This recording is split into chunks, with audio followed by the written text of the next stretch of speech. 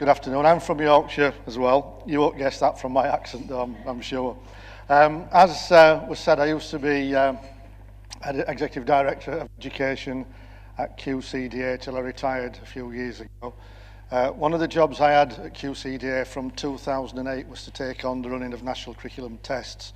Looking around the room, I guess quite a number of you will remember 2008. It wasn't a very good year for running tests, so I was drafted in to turn that round a little bit. So that was one of my last jobs at QCDA.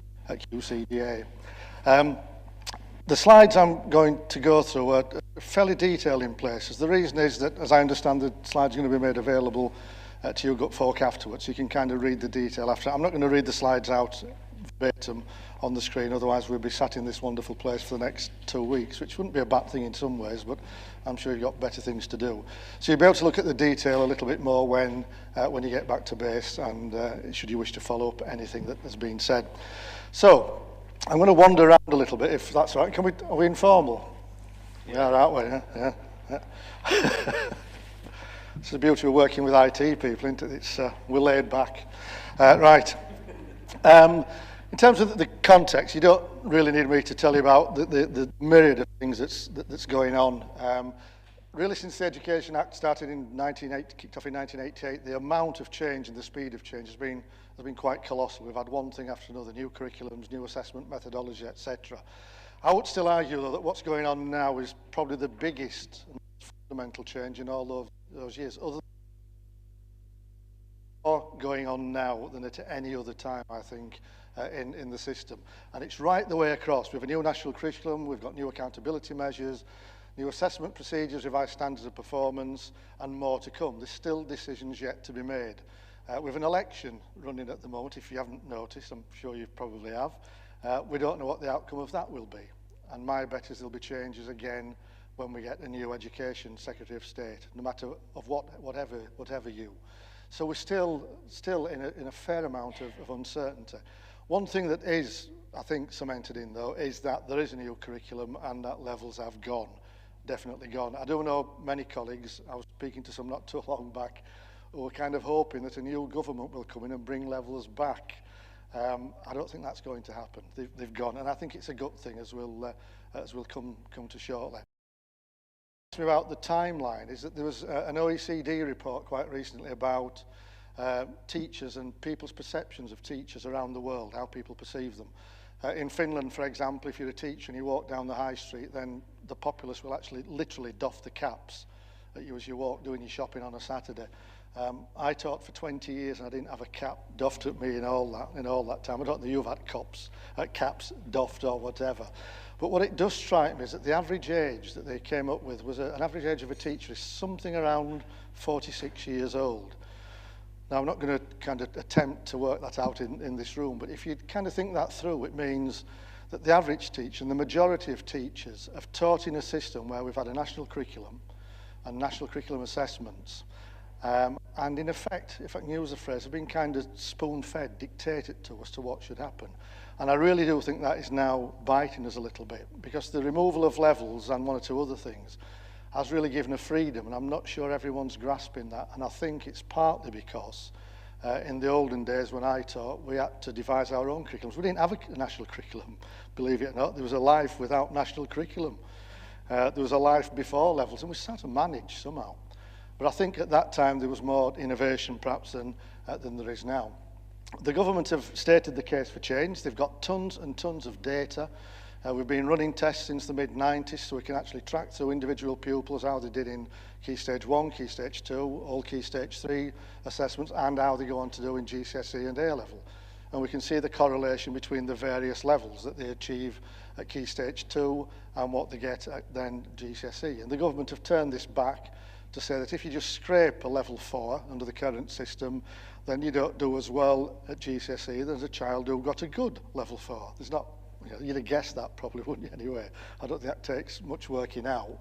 But they've been able to correlate that the children who were somewhere in the midpoint of the grade, the so-called 4B, they do much better in GCSEs than a child who just scrapes into a 4. And I'll talk about A's and B's later, because it's one of the things that gets me going a little bit. Levels have gone, as we said. The argument that has been produced, it'll give you more freedom, much more freedom. You're not tied down by levels. You've got a new national curriculum, which gives more freedom again. In one respect, if you're a maintained school, you've still got to do the national curriculum. If you're an academy or preschool, you don't, which begs a question now about whether it is a national curriculum. It's a kind of an odd phrase to use now, because not everybody follows it. However, having said that, from my understanding that many of the academies, if not most, do follow the national curriculum. They probably follow it, if nothing else, because the GCSEs and the key stage tests are founded on it anyway.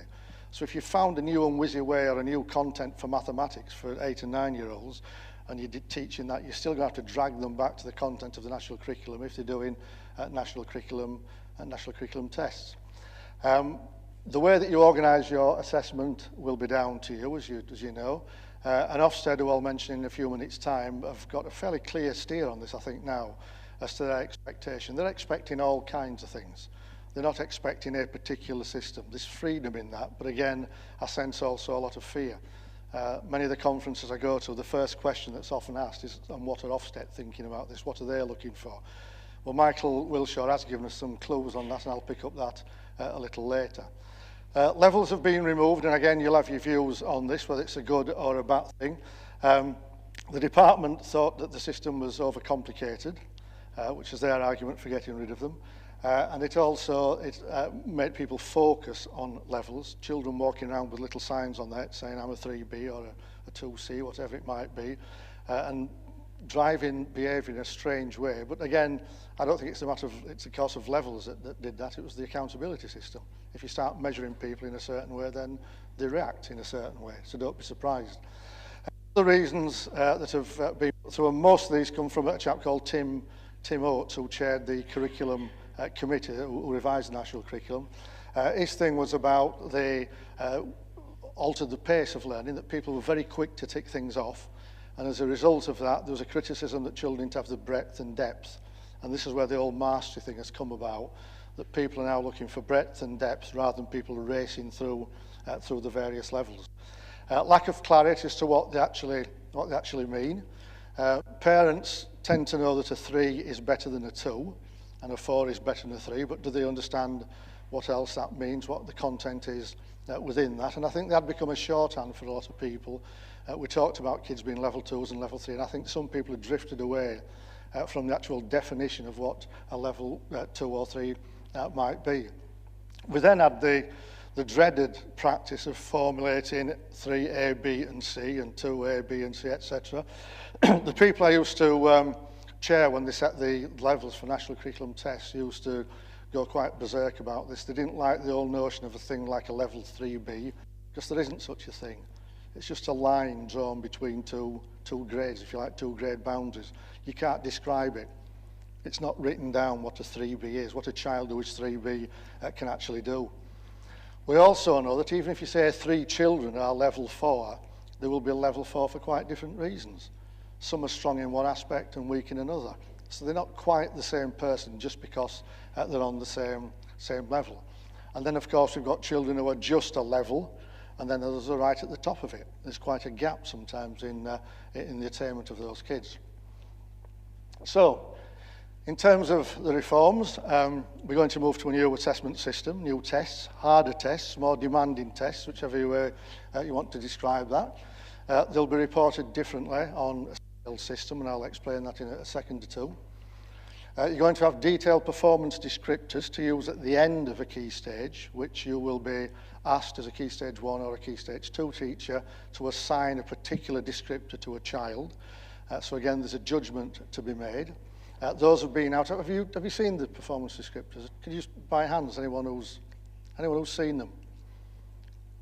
Just a few, right? That's kind of interesting. Okay, and then we're going to move to a new moderation regime. Michael Wilshaw again has been highly critical of moderation, and I must admit, travelling up and down the country as I used to do to different local authorities, there was quite a difference in practice and reliability in those systems. Much variation, I'm afraid. Again, targets, aspirational stuff, and it's interesting when you read the literature. If you do look at the slides later, I've put some of the sources where these quotes have come from. But in this particular one, they're talking about setting a challenging aspiration that 85%, and this is from 2016, 85% of children will reach the new level. The new level is more demanding than the old one. The current expectation is, 65% to achieve level 4. It's now 85%, and it's a higher level. So it's kind of a double whammy there in terms of expectation. New floor standards, one which will measure that attainment, another which will focus on progress, and we'll talk more about progress in due course. And then an expectation that you will publish, a requirement that you will publish your curriculum and assessment framework online from September last year. I think that was a requirement. Being retired, one of the things I can do is kind of snoop around your websites. I'm very sad. There's not a lot to do in Huddersfield, to be honest. But one of the things I have looked at is the way that curriculums are actually shown on school websites. There is masses of variation. Some are fantastic. Some would tell me as a teacher, as a parent, as a pupil at a school, what we're doing term by term. It'll give me some resources to go to. Whereas others, it says term 3, the Vikings, which is not an awful lot of use, really, to me. So the variation in what the curriculum looks like and is described is quite massive. You're going to get a new reception baseline. That you can actually do that from next year. You have to register on that. You have to register with one of 6 providers, I think it is. You can choose which baseline you take. There are 6 different ones that have been approved by the Standards and Testing Agency. And I think this is one of the first stumbling blocks for me in the new arrangements. If you're going to have a baseline test, which I don't think is necessarily a bad thing, it's not a bad idea to have the same baseline test for everybody. If you've got 6, you've got 6 versions, 6 potential standards. They're all quite different if you've spent time, if you get time to have a look at them. Some, in fact, one developed just up the road here at Chem at the University of Durham, which is very much an online, on-screen type of testing system. There are others which are very much observational type assessments. They're kind of different. They're different things. The other thing is they're administered by people in the school, and I do worry again about that, even the ones that are on screen. If you sat next to a small child who was just entered school 2 hours ago and you're now putting them in for their first test, which is the kind of crazy thing we do here, that child will be watching that adult's face when they're starting to press buttons just to see whether they've pressed the right button. And it's very tempting, I think, as an adult to sit there and watch a child press something which is wrong without giving them the little eye. So just how robust that baseline assessment will be, I'm not too sure. The other big flaw in it is that if you are measured from a baseline to another point, it's generally in your interest to get that baseline pretty low, is it not? So again, there's a suspicion, again, heads are saying this about the system, that some people may not administer it in the spirit in which it's meant, in order to get that difference when you measure again at the end of Key Stage 2. And then you're going to get kids moving around the schools, around the system. They'll have done different baselines to the one that you do, so I think we've got some real issues with the baseline test. But I suggest you go online, have a look at them and choose from the 6. Those are there. Quite different in makeup and approach, and I think well worth a little look at, and make sure that you pick the one that actually fits your philosophy, your school's intentions. Key Stage 1, again, broadly similar to how it's going to be broadly similar to how it has been in the past, with external tests provided for schools to assess. But this time we're going to get the score reported as a scale score. Are you familiar with a scale score? Is that anyone? Could anyone stand up and explain the scale score? Anyone brave enough? You wouldn't anyway, would you? I would. I'll try and explain it in a second. But you are going to have to score the tests and then convert them onto a scale score. New performance descriptors, as I said, there was a consultation which closed last December, around October to December. If you looked at those performance descriptors, they were designed to be used at the end of a key stage. And I know that people have already started to use them, which they shouldn't, because they've been redrafted. And they're trying to use them to kind of work them back to a year-on-year assessment. They're not designed for that. They're also, I think it's in Key Stage 1, there are 4 descriptors for writing. In Key Stage 2, there are 5 descriptors, which again is slightly confusing in terms of moving from one to the other. So I think there's going to be quite a lot of change on that. And I think, as Lewis said at the start, these are going to be published hopefully by the summer. That was the intention, to have the new descriptions published by the summer, along with some exemplification materials from the department. I'm pretty sure that won't happen given there's an election and other things. I would imagine that is going to slip a little bit. But again, it's something you really do need to keep your eye on. One of the things that's quite advisable to do as a school is to have someone who, it's a good way of punishing one of your members of staff actually, just get someone to keep an eye on the DFE website periodically and see what else has popped out. Because the way the system operates these days, you don't tend to get the right things that you need through the post. You're expected to pick them up in some strange way through tweets or God knows what. So it's quite a good idea to keep a little eye on what's creeping out, because it is creeping out. We had the current Secretary of State the other week saying that tests in future, there will be particular questions in the test that children must answer in order to get a particular award. I don't know whether you saw that one. Again, these things are just being thrown in there, so the test would change very fundamentally as an assessment instrument if you start doing that. And these are little things that are just dripping out into the ether somewhere. Moderation, particularly Key Stage 1, as I've said, HMCI was not keen about the quality of moderation. That's going to be changed, will change, and again, it's something that you'll need to keep a weather eye on. The scale scoring, just to try and whisk through this if I can, because it's something that will be quite important to you going forward. It's something that's used very commonly in things like GCE A-level, where you get modular exams and you want to convert them to a common scale. It's just like exchanging your pounds, shillings and pence for euros or whatever it might be, or sterling to euro. We don't get pounds, shillings and pence to anymore. It works relatively simply.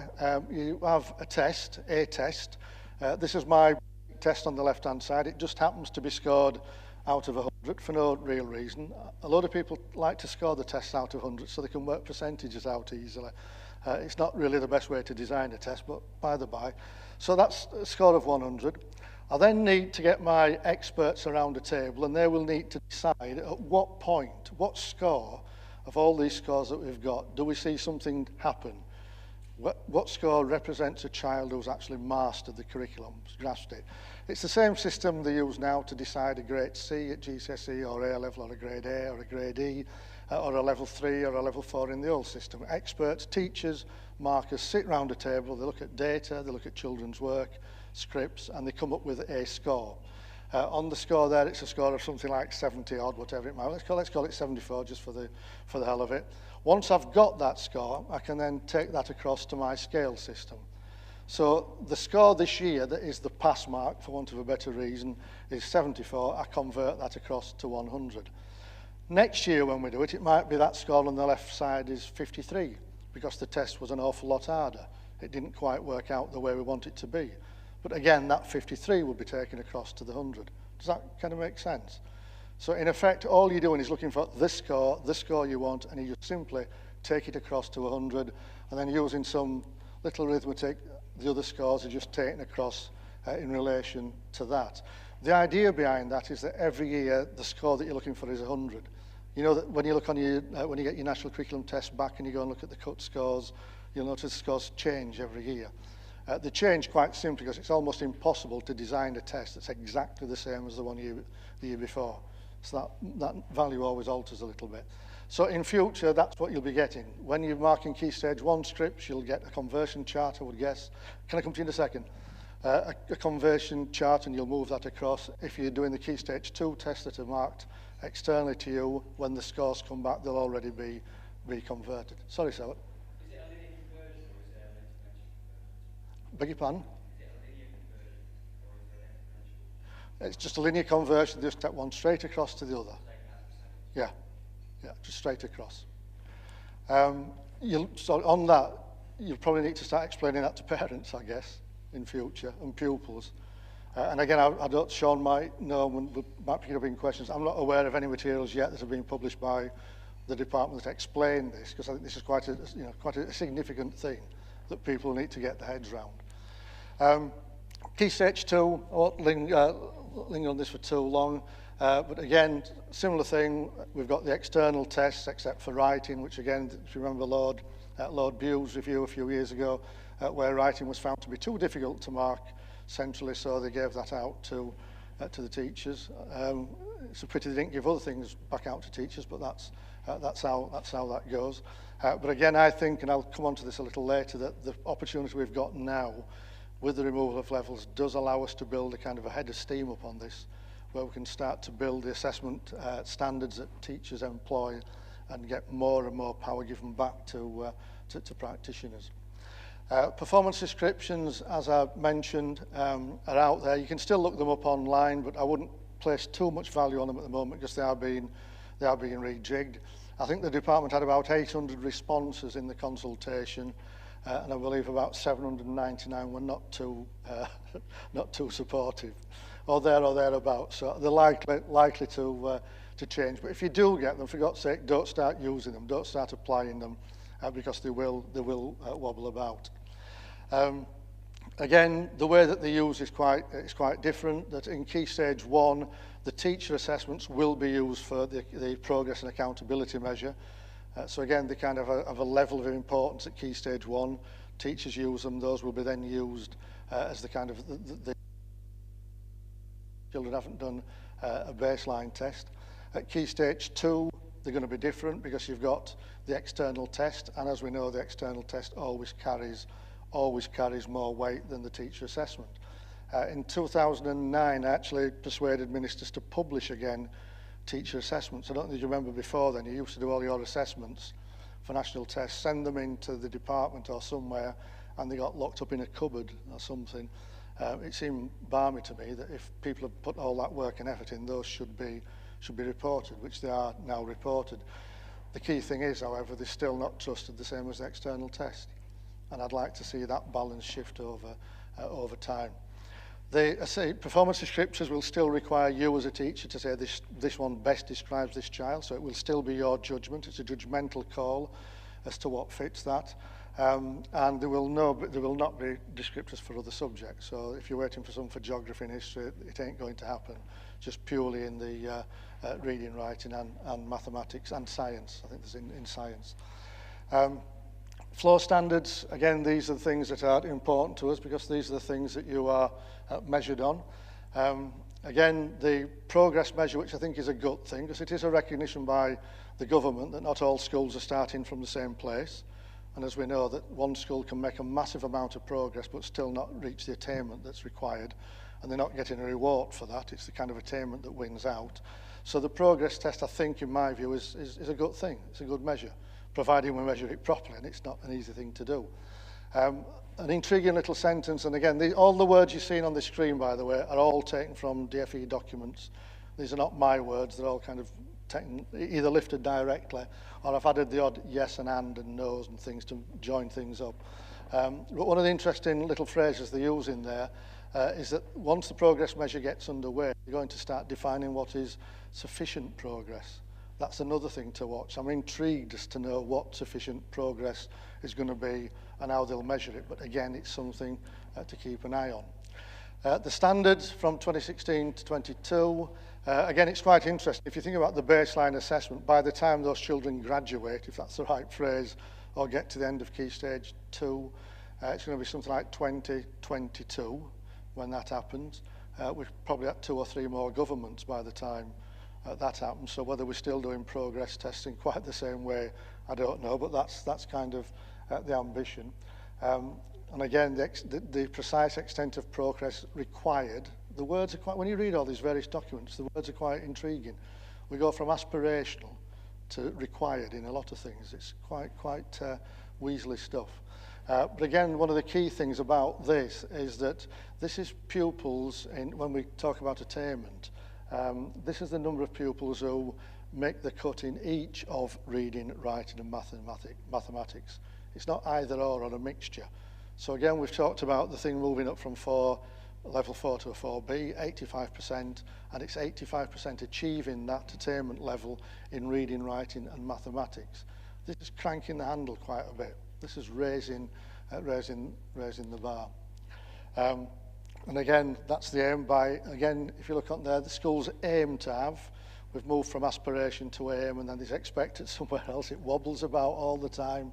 But 85% of your kids by 2016 That's on my calculation next year, which ain't too far off. So again, if you look at what your performance is now with the number of kids hitting level 4 in either of English, reading, writing and mathematics, you've now got this aspiration of 85% in each of all those areas. So again, the demand has gone up. And again, a little slide which I won't go through, but it's in there in your pack, because I'm aware that some people are not in primary schools. If you're in an infant school and a junior, there's slightly different rules that apply, whether kids are measured from the baseline or whether they're measured from Key Stage 1 to Key Stage 2. So again, some little nuances in there that will impact on you depending on the type of school that you're in. So, in terms of what it means for you good folk, it's kind of complex. I mean, we're under a ban. It says on the way up the stairs, life after levels. It's kind of, yeah, that's true, but there's a lot of nuanced stuff sitting underneath all of this that can really kind of catch us all out if we're not careful. You have to publish, again, another little requirement, you have to publish on your website a suite of indicators of performance. It's all got to be in the public domain alongside your curriculum and assessment framework, stating what the average progress is of your pupils, etc., percentage of pupils achieving the expected target, etc., etc. And at the bottom there, the department is saying that they also like to show each school's position in the country on these measures. That's a big league table. You know, that's was it 14,000 primary schools or thereabouts. It's great if you're at the top, but if you're Newcastle United, I shouldn't have a go at them, should have poor things just at the moment. But if you're not at the top, it's a kind of a damning thing. It's also a ridiculously crude measure, because as you know, we're not measuring, comparing like with like. Schools incredibly different. But again, the department is saying they'd like to do that. I'm not sure whether they've decided on that or not yet. So just another thing to watch that is kind of tucked away in the woodwork. In terms of what you need to do, I mean, my advice for what it's worth, and I know it's easier for me to say because I'm not going back to a school worrying whether Ofsted are going to turn up a week on Tuesday. But for my advice for what it's worth, please be measured. Don't dive in. I've seen lots of people kind of diving into things, and I'll show you a couple of examples later. Some of these diving in routines are kind of expensive, both financially and emotionally, I think. It's worth just standing back from all of this and thinking. There's some real opportunity to change what we do. What I've seen, unfortunately, is the vast majority of people desperately trying to find ways of continuing with what we've already got, with something that's kind of levels like. I thought for years the profession were kind of against the levels, the way they corrupted and the way they'd narrowed things. We've got a real opportunity to change that now, so let's not miss it. Teaching is still key. Having good teachers, there's no way around that. We all know that. That's still the main thing. So concentrating on what it is that we teach and still essential. Remind us that levels really have gone. As I've said, I know quite honestly a number of people who are still banking on levels coming back in some shape or form. They're holding fire. Now, holding fire is different to being measured. You need to be doing something. There's a lot of thinking needs to be done. An awful lot of thinking, to stand back and look at your practice, to rethink it. But that doesn't mean do nothing, sit and wait. Something really needs to be done, because some of these things will need time to change. Think about both progress and attainment. Those are two things you need to keep a very close eye on in the school. And then, again, this bottom one where it says schools will be expected to demonstrate with evidence. That phrase, with evidence, comes up a lot. It's quite consistent use of that one. Your assessment of pupils' progress. And Ofsted, as I'll mention in a moment, are actually spending a lot of time on the evidence bit. They're no longer just looking at spreadsheets and saying, yeah, that'll do. They're going much deeper, which is not, in my book, a bad thing. What it does offer, and it really is an opportunity as far as I'm concerned, it does give us a time now just to stand back a little bit, to rethink about what assessment is, what its purpose is, how we use it. For me, it's just absolutely integral to teaching and learning. Always has, always will be. That's kind of where it sits. You can't teach and learn without having some kind of assessment tied in there. It's not a bad thing. It's not an evil. It's not tests that are external. Assessment is part of teaching and learning. And we can start to, if we're careful, if we're clever, we can start getting the use of assessment back to that rather than accountability tables, which has really set assessment back. We can improve teacher knowledge in terms of both the subject and in terms of assessment,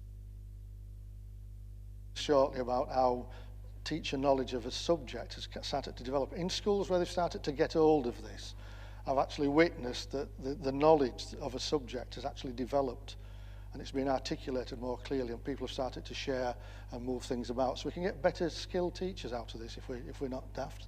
And we can also improve the assessment expertise of teachers. I've been quite open and honest when I say that in the teaching profession, I still think assessment is the kind of Achilles heel. It's still the thing, in my view, that's done badly. It's still not used properly. And part of it is, this is not because teachers can't do it. If you think back to PGCE courses that you did, or your initial teacher training, how much of that time was actually given over to assessment? We used to get dragged around from QCA to various ITT places to talk about assessment. And I remember in one in Manchester, when I'd gone, the head of the course ticked off the assessment module. I'd only gone to talk about national tests, how they work, and how to order your national tests. It was about administration. That was counted as their assessment module. And it's not uncommon. So actually really, really understanding what assessment is all about is quite a thing, and we need to raise that up. We need trust in the profession. Sean will, I'm sure, bear me out on this. When the NEHT Commission called for witness statements, we had about 30-odd people, I think, turned up to the Commission to talk about assessment. These were from universities, from classrooms, from associations, etc. The one word that stuck out in my mind most was the word trust. And more lack of trust was the issue. And these weren't people from outside. These weren't people in so-called employers saying that we can't trust what a GCSE is about. These were within. And these were things like secondary schools saying they don't trust what primary schools send to them in terms of the assessments. But more so, we had people, like the class 5 teacher saying he or she didn't trust the class 4 teacher in terms of the assessment. It's kind of right through the system, and that is really, really sad. In fact, it's the saddest thing that I was kind of listening to over that period. It was quite upsetting, but that's how it goes. We lack trust. Now, again, part of that is because of expertise, but it's also driven highly by the accountability system. You're just tipping kids into a level because that's a target that's been set by somebody. But all of this won't just happen. Again, a load of head teachers I know are kind of sitting back waiting for advice or direction. I don't know where that's coming from or where they expect it to come from. Local authorities ain't the same as they used to be. So people are looking more and more to folk like the NHT and others to give that advice, and fortunately the NHT are doing that along with some others. But it's not happening in the way it used to do when I was a young teacher. We could look to the local authority for lots of things. That's gone, or seems to have gone. In fact, my old authority now, the person in charge of assessment used to be in charge of kind of domestic things in the authority. Because they've lost staff, they've kind of shared the brief about. So she's gone from ordering floor polish to assessment. Probably not a bad thing, I don't know. Therefore, as far as I'm concerned, what the profession, needs to really understand is when we talk about progression, is to kind of understand what that actually looked like, what it looks like, to articulate that, to get our heads around it, to be able to share it with one another. Plus these other things that are in there. Just one little experience I had, not too many miles away from where we are today. When design and technology was being introduced into this school, they wanted me to go in and just spend a little time with them to look at how they worked out the schemes of work and their assessments. One of the things I asked them to do was to go back into the classrooms and find something that the kids had made, anything. Didn't matter what it was, you got 3 minutes, go back to your classroom, fetch me some stuff back that the kids have made. The first teacher came back in a few minutes. She had 4 or 5 things, and in the middle she had a Greek urn, papier-mâché around a balloon, and then you pop the balloon, and tons of fun. So they came back Greek urn. Seconds later, the next teacher came in. She had 4 or 5 things and a Greek urn. The third teacher came in, 4th teacher, 5th teacher, 6th teacher. At every point in that school, in every year, the difference was, I think, halfway through it was a Roman urn. I was corrected. It was a Roman urn, evidently. But the same skills, etc. 6 urns. If you go to that little district now and wander around on a night time, I'm not suggesting you actually do this, but if you wander around and look through living rooms, you can see on top of the piano 6 Greek urns that the parents proudly display that the children made. The sad thing was, when you looked at it, I mean, these aren't the actual ones. These are just pictures I've nicked from Google or wherever, as you've probably guessed. The urns didn't get any better. In fact, the urns peaked in year 3 and kind of went back down again. And they found this kind of totally amusing. They didn't know until that day that they all made Greek urns. And if you'd have put them down together, you couldn't have worked out which was the year 1, the year 2, the year 3, year 4, year 5. How often does that happen in English or in mathematics? What's the equivalent in mathematics of the Greek urn? Do you ever sit down in your staff room and get out mathematics stuff that the kids have done? This is not teachers talking about what they do. This is kids' work and laying it down on the table from years 1 to 6. And can you spot that progression? Does it go in a certain way, or do they repeating things? Is it kind of a Greek urn syndrome? So really what we need to do on this is to work out for ourselves what progression looks like. And again, I've done this been in a few schools where they've actually sat around and talked about what they teach. And it's illuminating. Again, at another school where the year 1 teacher went through what she taught over the year. And at the end of it, the year 2 teacher said, you missed something out. I forget what it was, but she'd missed something. Was that an omission? Did you forget? And she said, no, I don't teach that. She said, why don't you teach it? I don't enjoy teaching that. And the kids don't enjoy me teaching it. The two are probably correlated, aren't they? So she missed it out. The year 2 teachers, God bless her, said, well, no, that's fine. As long as I know, I'll pick it up in year 2. But the year 2 teacher then explained what she did. And again, there were some omissions in that. So the year 3 teacher, so on and so forth, until the poor old year 6 teacher jumped up at some point and said, hang on a minute. This now explains why the kids can't do X, Y, or Z, because those building blocks are not in place. But it was the first time they actually sat down and actually really discussed it. And it was, once they got into it, it was fantastic. When the young lass who didn't like teaching something, they decided she'd double up with a teacher from year 4 or 5 who loved teaching, whatever that was. And they were going to kind of swap notes and see if they could kind of help that person to bring that up. And what you've got to do basically is to fill those gaps. We know that we're going to get a baseline assessment, we're going to get a key stage 1, 2, we've got GCSEs coming down the line. We've got to kind of plug the gaps in between all those various years. And again, it's not just plugging them by drawing lines on a chart, it's actually talking through what that means. The issue we've got at the moment is that there's a lot of unknowns. We don't kind of know what the new tests are going to look like, the new standard. It's all very well saying it's going to be the equivalent of a 4B, a mark of around 100. We want to see that. We want to feel that to work out exactly what that looks like. Same with Key Stage 2. And GCSEs, it's just as, it's bonkers there as well. We've got a new system coming in there now. We're going from grades 1 to 9. That's going to go down really well, isn't it? Now we're going to be explaining 1 to 9 to people. People are doing conversions already, by conversion kits, no doubt, where you can convert your old C to a 4 or a 5. There's a debate about whether 4 or 5 is the grade, the equivalent of the C. They're not sure about that. And there's also talk about the grade 5 being evaluated against international standards, what's going on in Singapore or wherever else. We find it difficult at the moment to compare AQA with EdXL GCSEs. How are they going to compare with Singapore and Thailand and others? It's going to be quite interesting to watch. In terms of the tools for the job, and you'll be hearing about one in a short while now, my advice is kind of get the right tool for the job. It really is worth thinking this through when you're starting to buy assessment paraphernalia, kits, new books, whatever it is. You need some really careful thinking. Don't be fobbed off by this thing that can do everything, the Army Swiss knife. If you were going to go build a workshop, the first tool you buy wouldn't necessarily be the Swiss Army knife because it's got a little screwdriver on it and a little hammer and things. And you certainly wouldn't use it for a child to eat from. You pick the right tool. And again, I think it's something that people really need to just stand back about. Work out what your philosophy is. What is your design principles? The NAHT Commission report, which is that, it's not a massive thing, it's not a massive read, but it's a good read. There are some things in there about principles and design principles, and that's where I think schools ought to start. Then you get the things that allow you to achieve those aims and goals that you've set, not the other way around.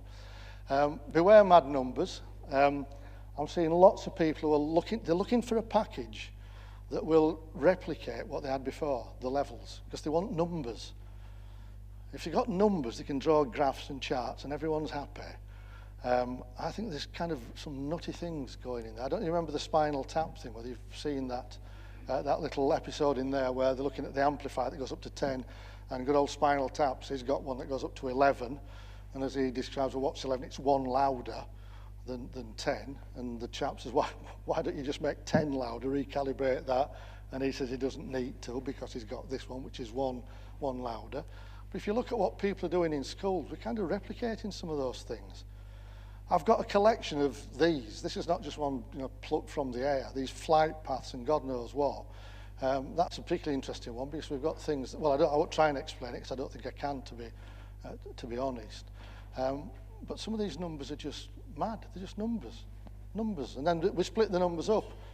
And we're never happy with just like an 8. We've got to have an 8, A, B, and C. And when we get letters, there's A down the middle. We've then got to have A, 1, 2, and 3. We keep chucking numbers at things. This is an example of a school across the border in Lancashire, this one, where the teacher there, God bless him, this was right day one when levels went. He got the new national curriculum and he put down every little phrase that's in there, every little learning objective down the left-hand side of a spreadsheet. It runs the length of this room, by the way, this thing. It's colossal. And then across the top, he'd added the 30 pupils that he has in his class. And then his idea was he was going to assess every child in the class against every one of those statements. This comes to like hundreds of thousands of things by the end of the year, when he add this to reading, writing, mathematics, etc. And then, look what he's done at the end. You probably can't see it at the back, but having got these numbers, he's then done strange things with them, like progress at the top. Progress for this top child is 17.8. What is that? And how does that compare to 42.2? And if that child said to me, okay, I'll settle for that, so I'm 42.2, how do I become 42.3? What would you tell him? How do you explain that? So again, just be really wary about these numbers. We did a course, this one of the NHT courses, where we had groups of head teachers around the table. This is when levels were just announced they were going. The discussion was, what are you going to do? What system are you going to employ? This is absolutely God's truth. I sat with this table where the first teacher said, we're going to apply, in fact, it's a scheme devised by Sheffield, a group of schools in Sheffield, which has got lots of strengths, actually, on it. But they run a scale of something like 0 to 160, because it goes from children being from 5 to 18 or something like that. So it's quite possible you could have on that child, a scale, a child who scored 92 at the end of Key Stage 2. Another school were just using a simple system, 1, 2, or 3. They're either below it, at it, or above it. So we're going to give them 1, 2, or 3. Another one was with same sort of system, but we don't like numbers, so we're going to use red, amber, and green, kind of a traffic light type of system. And then there was another one that we use in descriptions like emerging, developing, whatever it might be.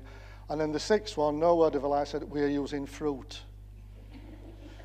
So I am now the secondary school, and these are my feeders. So day one in September, I've got a bunch of kids on red, I've got a bunch of kids on 92, I've got some on 14, and I've got half a dozen bananas somewhere in there. Now, the laughters you did at the banana thing, I think 92 is equally funny. Because what's 92? And is your 92 the same as my 92? And the 92 of the school down the road? Bananas are probably as good as 92s in this instance, but these things are happening. These things are starting to develop. God bless her, the reason she wanted to have fruit was, again, she didn't want to label children with numbers. So he said, you give up a number, you get labelled as a pineapple or something. So Ofsted inspections, there's expectations. There's more stuff on the slides. I think somebody's going to give me the nod in a few minutes to say, get a move on. Yeah, thank you. So Ofsted, Michael Wilshaw sent a letter to all head teachers last July saying what they were going to do from September onwards. How many read that letter? Would you mind just showing hands? Yeah, it's not a lot. A third of you. This is kind of significant stuff. This is what I think it was in a letter with about 4 or 5 paragraphs. This was about the second or third paragraph, I think. And I think people have missed it. But it's basically saying what they're going to do when they come in from, what they were going to do from September onwards. They're going to spend more time looking at evidence, less time looking at spreadsheets, crudely put, spending more time looking at how this manifests in kids' work. I read 30-odd reports over the Christmas period. Again, it's very boring in Huddersfield. And it was true what they said. The reports mirrored that our inspectors spent more time with the kids, looking at the kids' work, talking to the kids. The biggest criticism that came through the 30-odd hour, and these were random reports, was that teachers have become very good at writing comments, feedback, good feedback to the kids. Where it all fell down was that once the feedback had been given, it stopped. So when they asked the kids, you got the feedback, what happened next? No. It kind of stopped at that point. So that was the biggest criticism on the assessment. But they are spending time looking at what kids are doing. So again, in the slide, there's some links which kind of takes you to the letters that Wiltshire sent out. There's some stuff about leadership and management, particularly what they're going to look at, well worth a look at. And there's also some for accuracy of assessment, progress, and reporting. They're all kind of, these are the focuses, these are the guidance materials that inspectors have got. So if you look at the slides, it'll kind of give you the schedule, the sort of stuff that they're going to focus on. So it's a view, if it's of use to you, you can look at it. And there's also a slide I've put in there from the Welsh Assembly, which talks about recording, which I think is kind of useful. Now, the NHG response to all of this, I'm going to kind of fly through this in my 4.5 minutes that are left. As a result of the commission, they set up a little group of folk, which I had the privilege to be involved in, to have a look at a system that we could actually devise that responded to recommendation 6 of the report and recommendation 4 of the report, where it was basically saying that if we are going to assess children, we should really assess them against criteria rather than just ranking them and using kind of crude systems. And we should also be looking at consistency in those criteria, because I think, as we've said before, with the 92s, the 14s, the ambers, the greens, the bananas, we're all over the place on this. So the exchange of currency is going to be really difficult. So we came up with this model. Now, you'll notice on the, well, it's hidden, but on some of these slides, you'll notice like a little emblem at the bottom, like a speaker. If you go on the NHT website, and it's right at the front end, I think now, you don't have to be a member to get this, but these slides are there with an audio over the top, with someone with a normal accent, not mine, explaining what I'm about to explain to you now. So it's probably easier to follow. So you can have a look at this tonight when you're fed up and you want to just have a bit of a laugh. So this is the model. This is how it works, quite simply. Starting point is to have a curriculum. And this is not the Vikings or the Romans. This is a curriculum. This is kind of what you're going to do in year 1, year 2, year 3. In mathematics, as you know, the national curriculum does a lot of that for you now. It's kind of laid out, year 1, 2, 3, 4, 5, 6. English is slightly different, as you know. Year 1 and 2 are separated, but then you've got lower key stage 2, upper. If you're in key stage 3, it's more of a nightmare because it's just a blob of stuff. It's a number of bullet points to teach across the key stage. But really, the school needs to be sitting down and working out what is it we're going to teach in year 1 and then year 2. This is the people sitting around making sure you don't get Greek urns. Work out what it is you're going to teach. Once you've decided what you're going to teach, it's a relatively straightforward job to pick out what we describe as key performance indicators. If you think of that spreadsheet I showed you with the hundreds of different teaching objectives, learning objectives in the national curriculum, you'd go nuts if you tried to assess all of those. So the basic principle we employed was, what are the key bits of knowledge, understanding, skills that we'd want to assess to check a child has got it? It's the performance indicators that would demonstrate, if a kid can do that, these other 4 things underneath will feed into it, so they must be able to do that, if that makes sense. It's a way of narrowing it down in one respect, because it's got to be manageable. Whatever system you come up with, you've got to administer that day to day, week to week. So there's a manageability issue. But what we're trying to work out, what are the big ideas in year 1 mathematics that you'd want every child to get before they could move on to year 2? That's the basic principle. And if you've got that principle, then you can kind of crack on from there, because you can then work out, if we're going to teach a block of work in term 1, term 2, term 3, the KPIs that we've assigned to that bit of curriculum go with it. So it's a fairly straightforward transaction. We've done it over 3 terms. That could be over 50 lessons. It doesn't have to be 3 terms. It can be whatever you want. This is just a model. It's just to illustrate the concept. And if you've got all those things that you can link together, you can describe at the end of it a performance standard. If you look in the national curriculum document, which is here, which I carry around with me all the time, it's a great read, as I'm sure you've read. If you look on certain pages at the start of Key Stage 2, the opening paragraph is something like, at the start of year 2, children can. So there's lots of statements tucked in there that kind of describe what we expect a child of a certain age to be able to do. So we've pulled all of those statements out and put them into one place within this model. And that's given us a performance standard, an expectation of what reasonably we expect a child to be able to do at the end of a year. The KPIs then help us to actually assess against them. And that gives us an insight into what a child can and can't do. We're not bothered about numbers. We're not bothered about giving them a 4 or an apple or a 92. I want to know, if I've taught something, do the children get it? Can they do it? And if they can't, what am I going to do about it? That's what I'd be asking my staff. These children cannot do these key things because we've said the key, we've decided. What are you doing about it? Because the key, they need them to move on to the next bit. And once we've got these, we can start collecting work to exemplify. It was mentioned at the opening, we're doing this now for the NEHT and Frog are going to publish this in the software that's coming down the line. We'll be able to put together, this is what describes an 8-year-old, and this is what the work of an 8-year-old looks like, and why. We're not just going to stick work on the wall and say that's an 8-year-old's. We're going to explain why. We're going to explain why it meets the demands of the key performance indicators. If I do that in my school, I won't get any Greek earns. Or if I do, the Greek earns will get better year on year, believe me.